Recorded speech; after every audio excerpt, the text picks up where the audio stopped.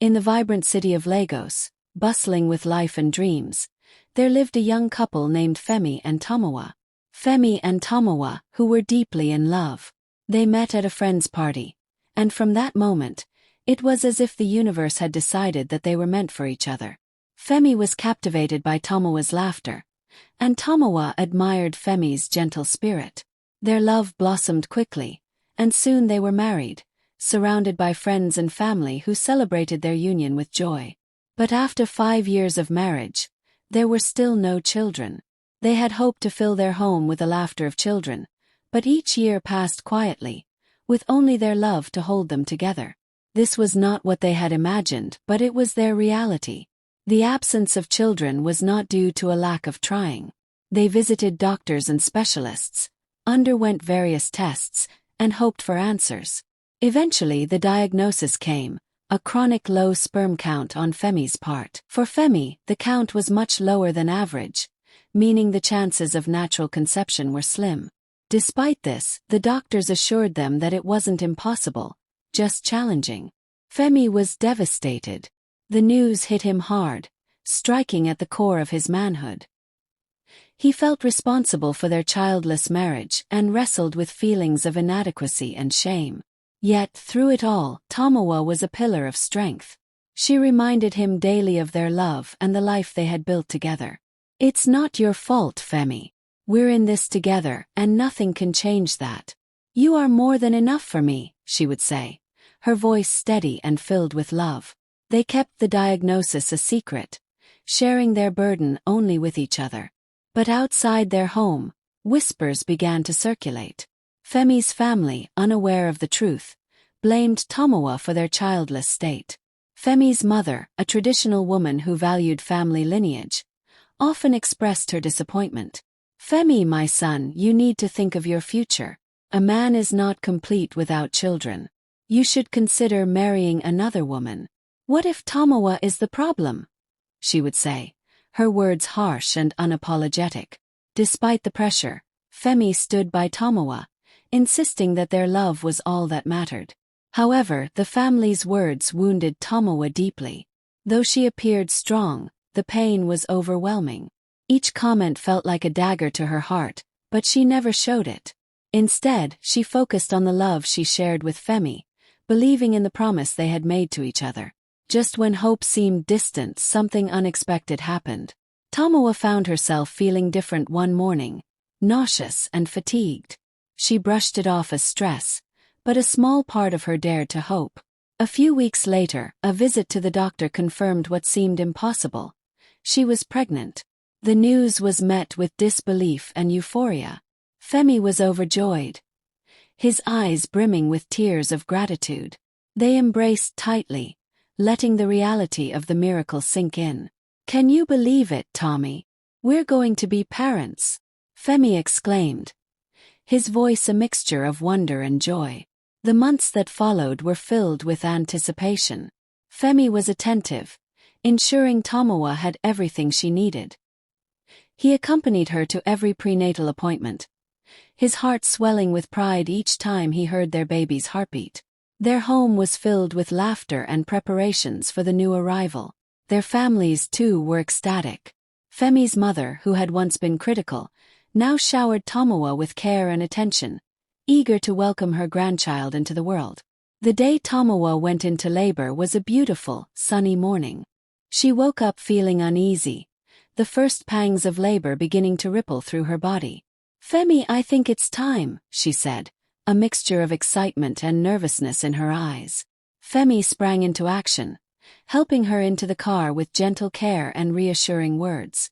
The drive to the hospital was a blur of anticipation and whispered promises. "I'm right here with you, Tommy. We've waited for this day for so long," he said. Upon arriving at the hospital, Tomiwa was quickly taken into the maternity ward. The medical team assured them that everything was proceeding smoothly, and Femi stayed by her side, offering comfort and strength. As the labor progressed, an unexpected complication arose. Tomiwa was in distress, and the doctors were suddenly concerned. Dr. Oladipo, the attending physician, approached Femi with a solemn expression. Femi, we have a critical situation. The baby is in distress, and Tomiwa's condition is becoming unstable. We may have to make a difficult choice. We can save either the mother or the child, he explained, each word heavy with gravity. Femi's heart sank. The world seemed to tilt, leaving him standing at the edge of an unimaginable abyss. The choice was unthinkable. How could he decide between the love of his life and their miracle child? Dr. Oladipo guided Femi to a quieter room to give him time to process the devastating news. Femi was torn apart by the impossible choice he had to make. He felt the weight of the decision crushing him, leaving him breathless and heartbroken. After what felt like an eternity, Femi made his decision, a choice that would haunt him. I choose the child. This baby is our miracle. I can always marry another wife, but having another child is not certain, he whispered, tears streaming down his face. What Femi didn't realize was that Tomiwa had accidentally heard the conversation. Her sister, Kiki, had been trying to call their mother-in-law to update her on the situation, but she inadvertently answered the call at the same moment Femi was making his heartbreaking choice. The call was mistakenly left open, and Tomiwa listened, her heart shattering with every word. As Tomiwa lay in the hospital bed, her body weak and exhausted, she felt an immense sadness wash over her. She realized that the man she had chosen over everything had chosen their unborn child over her. I chose you, Femi, over everything. And now you choose an unborn child over me, she thought, tears streaming down her face. Her sister Kiki was beside her. Tommy, let me tell the doctors to save you. We can still change this. Tomiwa shook her head, her resolve unwavering even in her vulnerability. No, Kiki. This child is our miracle. I want to save my baby. It's my choice too. Before Kiki could alert their mother, Tomiwa was wheeled into the operating room. The fluorescent lights above were blinding, and the world around her faded into a symphony of hurried footsteps and beeping machines. In the waiting room, Femi sat in silence, his heart heavy with guilt and hope. Every minute felt like an eternity, each tick of the clock a reminder of the stakes. Finally, Dr. Oladipo emerged, his face a mixture of relief and exhaustion. Femi, it's a miracle. We managed to save both Tomiwa and the baby, he announced, a tired smile breaking through the tension.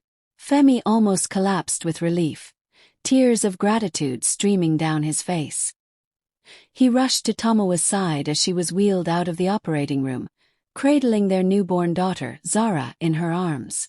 Tomiwa looked up at him, her eyes filled with a mix of exhaustion and forgiveness. We did it, Femi. We have our miracle, she whispered, her voice soft but filled with emotion.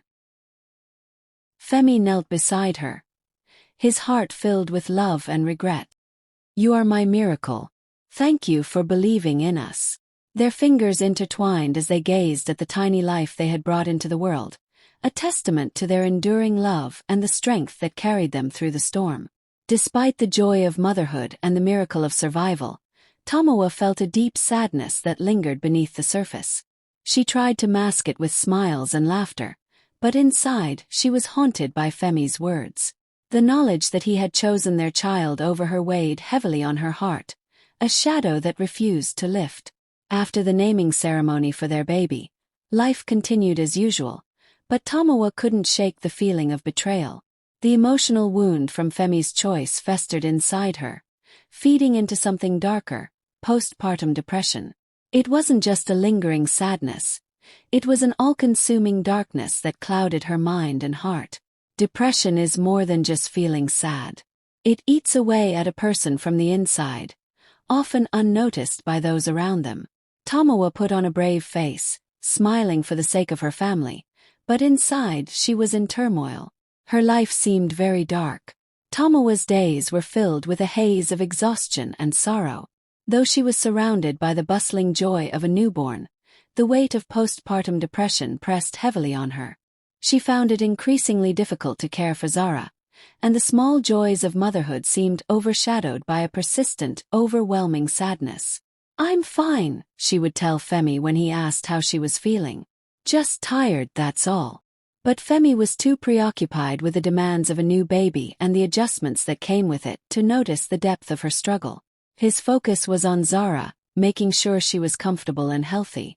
Meanwhile, Tomiwa's inner battle raged on, largely unnoticed by the family and friends who were preoccupied with the newborn's arrival. The loneliness of her condition made Tomiwa feel like an outsider in her own life. She felt isolated, unable to share her true feelings even with those closest to her. The depression was relentless, a gnawing presence that made each day a challenge. Smiles and laughter felt like masks, hiding the pain she was struggling to contain. Determined to reclaim her life and find a way out of the darkness, Tomiwa turned to online therapy. She found a therapist who specialized in postpartum depression and began attending virtual sessions.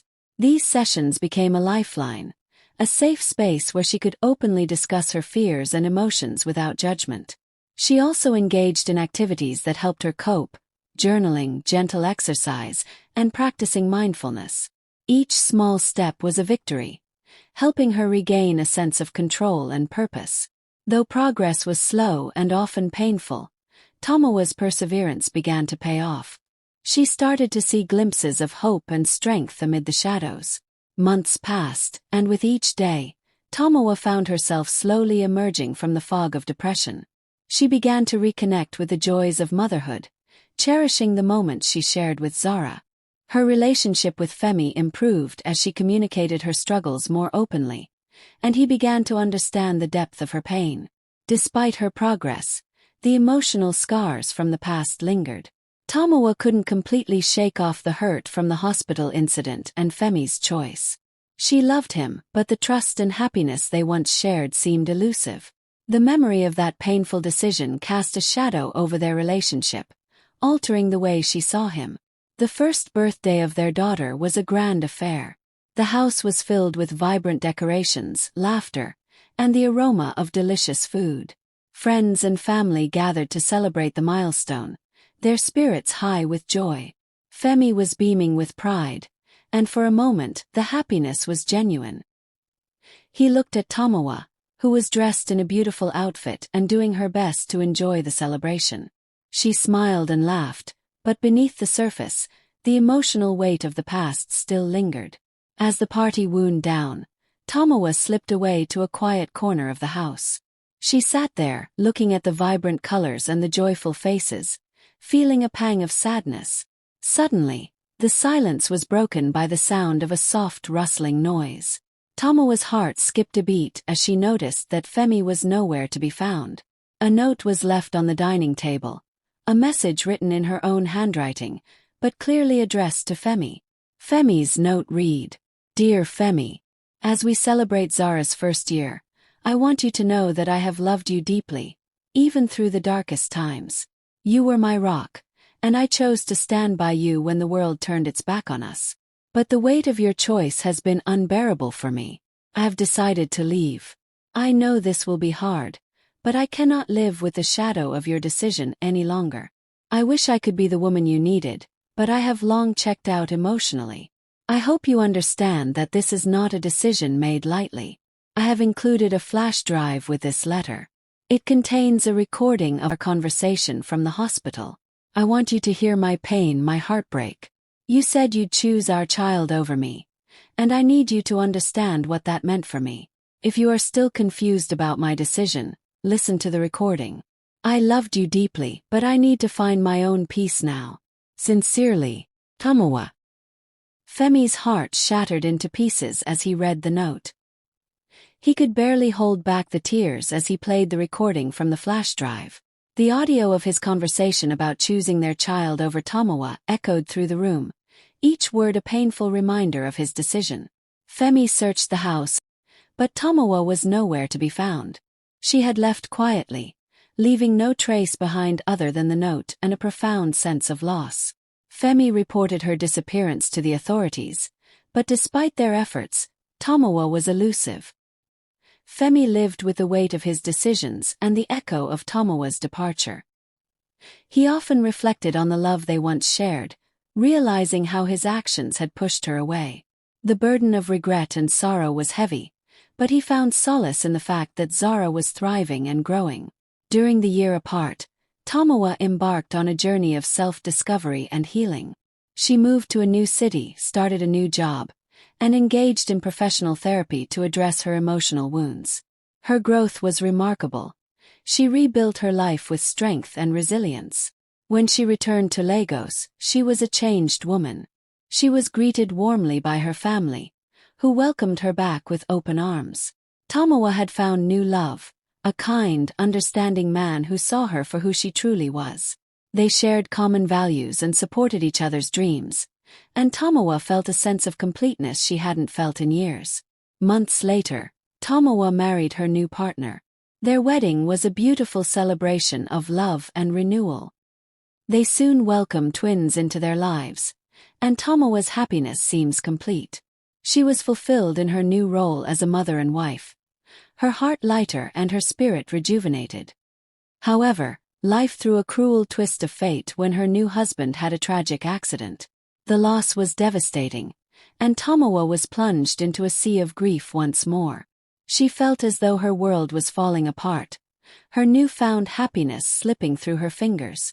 During her darkest hours, Femi re-entered her life. He had heard about the accident and reached out to support Tomiwa, offering comfort as the father of their child.